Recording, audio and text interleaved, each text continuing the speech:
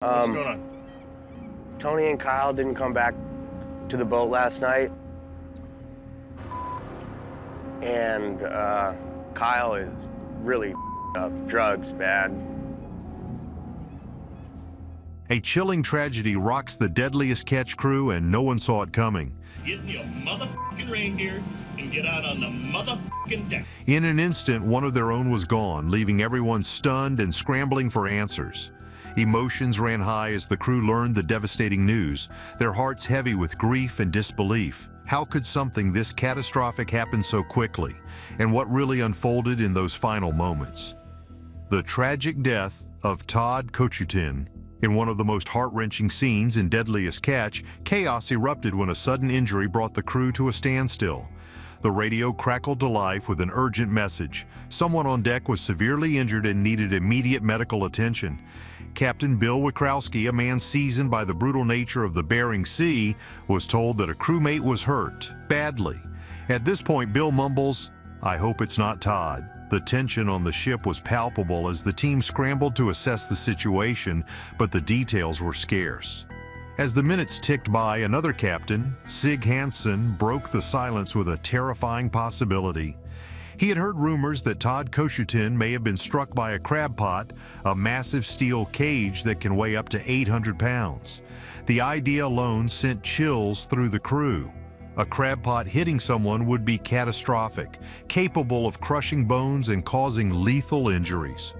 Hansen's voice, filled with fear, echoed through the radio as he called it a scary, scary thought. But was this what really happened?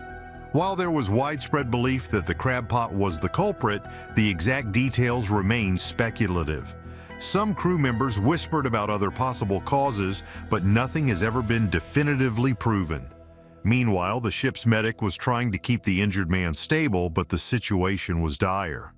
As the medics worked frantically, the dreaded news came through. It was Toff Kochutin who had been gravely injured. The shockwaves rippled through the entire crew.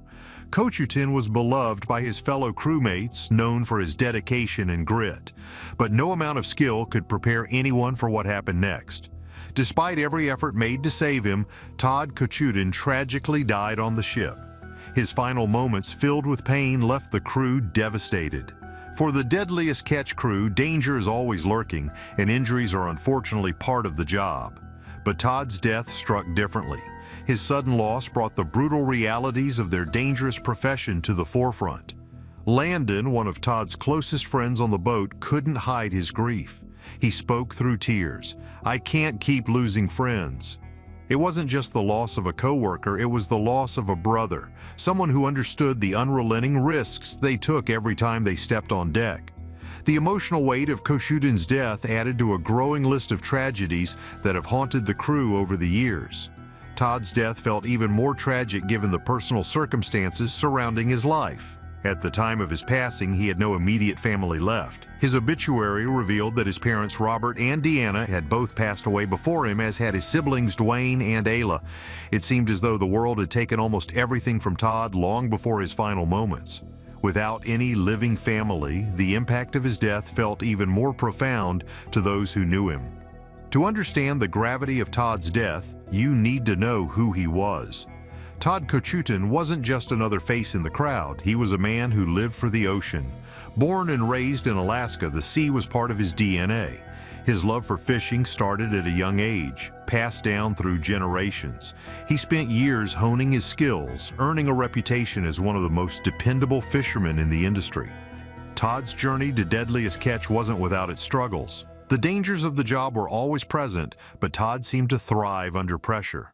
Those who knew him often spoke about his quiet resilience. He was never the loudest or the most outspoken, but his work ethic and determination spoke volumes. On the boat, he was known for being fiercely loyal to his crewmates, always stepping up when needed. His fellow crew members frequently commented on how reliable Todd was, always ready to face whatever challenge came their way. But Todd was more than just a fisherman. He had a softer, more artistic side that not everyone knew about. In his free time, Todd loved playing music. He was especially talented on the guitar, often bringing it out during rare moments of downtime on the ship. His love for music was something he carried with him throughout his life, using it as an escape from the harsh realities of fishing in one of the most unforgiving environments on Earth. According to his friends, Todd had an incredible ability to balance the toughness required for his job with a deep, introspective nature that few got to see. Despite his outward strength, Todd had faced many personal challenges before his tragic death. Losing his entire immediate family left him with a sense of loneliness that he never publicly acknowledged but quietly carried with him. Those who were closest to him noticed how the losses affected him, but Todd never let it interfere with his work. He was always the first to show up and the last to complain, even on the roughest days. But now with his passing, those close to him wonder if the weight of those losses took a deeper toll than anyone could see. The crew's grief wasn't just for a fallen teammate, it was for a man who had given his life to the sea. His obituary paints a picture of someone who, despite all the tragedy in his personal life, found solace and meaning in his work. He was passionate about fishing, about the water, and about the team that had become his second family. But for Todd, there was always something unspoken, a quiet resilience that perhaps masked deeper struggles. Was there more to Todd's story than just a tragic accident on the boat? While the official cause of death remains rooted in a tragic accident, there are still many unanswered questions. Could better safety protocols have prevented this? Were there underlying issues that contributed to the tragedy? The devastating loss of Nick McGlashan. Just when the Deadliest Catch crew thought they had weathered their worst storms, another tragedy hit them like a tidal wave. Nick McGlashan, a fan favorite known for his hard work and resilience, passed away unexpectedly, sending shockwaves through the fishing community and beyond. His death wasn't just a loss for the show, but for an entire industry that respected his dedication to the treacherous profession. But what led to this sudden and heartbreaking end? Nick McGlashan's life was a whirlwind from the start. Born and raised in Alaska, he came from a long line of fishermen. His father and grandfather were legends in the crab fishing industry. Nick was practically born with salt water in his veins, learning the ropes at an early age. He joined Deadliest Catch in 2013, quickly becoming one of the most recognizable faces on the show. His no-nonsense work ethic and sharp wit earned him the respect of his crewmates and made him a favorite among fans. However, behind his tough exterior, Nick battled demons that few people knew about. He struggled with substance abuse for years, a fight that would ultimately claim his life. Despite numerous attempts to get clean, Nick's addiction continued to haunt him even while he was on the show. His crewmates were aware of his struggles, and while they supported him, there were moments of tension and concern. During several seasons of Deadliest Catch, viewers could see glimpses of Nick's internal battle as he fought to maintain his job while dealing with the ever-present temptation to relapse. In 2017, Nick opened up about his addiction in a candid interview, admitting that he had nearly died from a heroin overdose. He described hitting rock bottom, waking up in a hospital bed with little memory of how he got there. This was the turning point for Nick, or so it seemed. He entered rehab and made a public commitment to sobriety, determined to turn his life around. Fans and fellow fishermen alike rallied behind him, hoping that his story of recovery would inspire others in similar situations. For a while, it looked like Nick had beaten the odds, but the dark clouds of addiction are relentless, and for Nick, staying sober proved to be a constant struggle. While he maintained his position on the show, there were whispers behind the scenes about whether he had truly kicked the habit. Allegedly, some crew members had noticed signs that Nick was slipping back into old habits, though nothing was confirmed at the time. Still, the pressure of the job, combined with his personal battles, seemed to weigh heavily on him. Then, in December 2020, the unthinkable happened. Nick McGlashan was found dead in a Nashville hotel room. The news stunned his crewmates and fans worldwide. At just 33 years old, Nick's life had been cut short far too soon. His cause of death was later revealed to be a drug overdose. It was a devastating blow to everyone who knew him, particularly the crew of the Deadliest Catch. Captain Sig Hansen, who had worked closely with Nick over the years, expressed his shock and heartbreak, stating, "Nick had so much potential. He could have had it all, but sometimes the sea isn't the most dangerous part of the job." Nick's death raised difficult questions about the toll that crab fishing takes on its workers. The dangerous, high-stress environment is a breeding ground for addiction, and Nick wasn't the first crew member to succumb to its grip. The Deadliest Catch community had already lost several members to addiction and related issues over the years, but Nick's death felt especially tragic. He had been open about his struggles, and many thought he had finally conquered his demons. Could more have been done to support him in his fight for sobriety? Were there warning signs that were overlooked? As with many stories of addiction, Nick's life was a tale of highs and lows. On the show, he was known for his bravery and unwavering determination. He had faced down some of the most dangerous conditions on the Bering Sea, surviving near-death experiences that would send most people running. Yet off camera, Nick's struggles were a stark reminder that even the toughest fishermen aren't immune to life's challenges. Nick's death left a gaping hole in the Deadliest Catch crew. He had been a vital part of the team, and his absence was felt deeply by those who worked with him. For many, Nick was more than just a co-worker, he was a brother. Landon, who had also been close to Toff Kochutin, spoke out after Nick's death, saying, "It's just too much. Losing Todd was one thing, but now Nick, how many more can we lose before something changes?" Nick's obituary highlighted his deep love for fishing, a passion that had driven him throughout his life, but it also acknowledged the challenges he faced, particularly his battle with addiction. While Nick's life was cut tragically short, his legacy lives on through his work on the show and the impact he had on those around him. The sudden death of Malin Reyes. For fans of Deadliest Catch, the passing of Malin Reyes was another devastating blow in the series of tragedies that have struck the cast. Known for his tireless work ethic and quiet, humble nature, Malin had been a dedicated deckhand, contributing to the success of several crab fishing operations. His death, however, was as unexpected as it was heartbreaking, leaving a profound impact on those who worked with him and the viewers who had followed his journey. The circumstances surrounding his death brought more questions than answers, and the grief that followed felt heavier with each passing day. Malin Reyes' story on Deadliest Catch was one of perseverance. He came from a fishing family, growing up around the waters of Montana and Alaska, and eventually made his way onto the boats of Deadliest Catch. His co-workers often described him as one of the most hard-working deckhands in the fleet, someone who never complained, no matter how tough the conditions.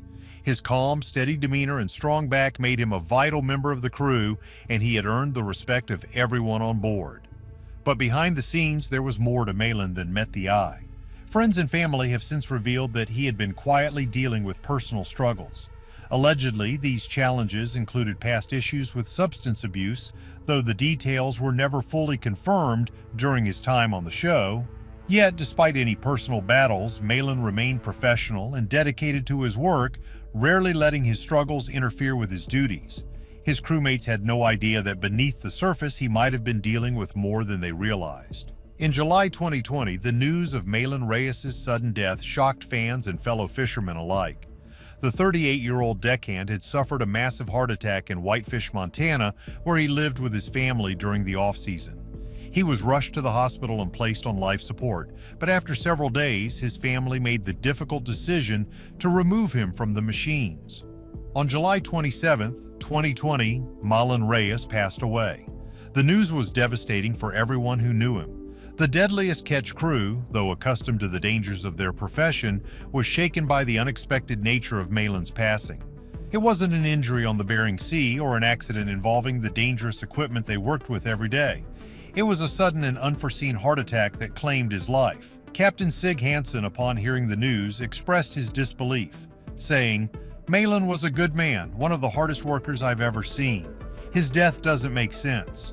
The autopsy revealed that the heart attack had been triggered by a cocaine overdose. The revelation sent shockwaves through the Deadliest Catch community. For many, it was a harsh reminder of the quiet battles that some of the crew members might be facing behind the scenes. While the heart attack was the direct cause of death, the fact that it was linked to drug use raised difficult questions about the pressures of life on and off the boats. Did the stress of the job play a role in Malin's struggles? Could anything have been done to help him before it was too late? Malin's death brought addiction back into the spotlight within the Deadliest Catch family. It wasn't the first time a cast member had faced such challenges, and sadly it wouldn't be the last. For many fishermen, the demanding nature of the job can lead to coping mechanisms that are difficult to break. The long periods away from home, the isolation, and the life-threatening risks they face daily can take a serious toll. It's not uncommon for members of the fleet to turn to substances as a way of dealing with the immense pressure, but the results can be deadly. The Deadliest Catch crew paid tribute to Malin in the way they knew best, by continuing the work he loved. During the season following his death, the fleet dedicated their catch to him, knowing that he would have wanted them to carry on despite the loss. His absence was felt deeply, especially by those who had worked closely with him. Malin's quiet presence on deck had been a source of strength for many, and the hole left behind by his death was impossible to fill. Malin Reyes is remembered not only for his work on Deadliest Catch, but also for the person he was off the boat. He was a family man, deeply devoted to his wife and children. His family, who had been by his side in his final days, expressed their grief publicly, thanking fans for the outpouring of love and support during such a difficult time. They revealed that Malin had been planning to return to work after recovering from a recent injury, a knee injury that had sidelined him temporarily. But the heart attack changed everything in an instant, cutting short the life of a man who had so much more to give. What do you think is the biggest danger these fishermen face? Life at sea, or the personal battles they carry with them? Let us know in the comments below. And if you want to stay updated on more stories from Deadliest Catch and beyond, don't forget to like this video and subscribe to the channel. Thanks for watching, and we'll see you next time.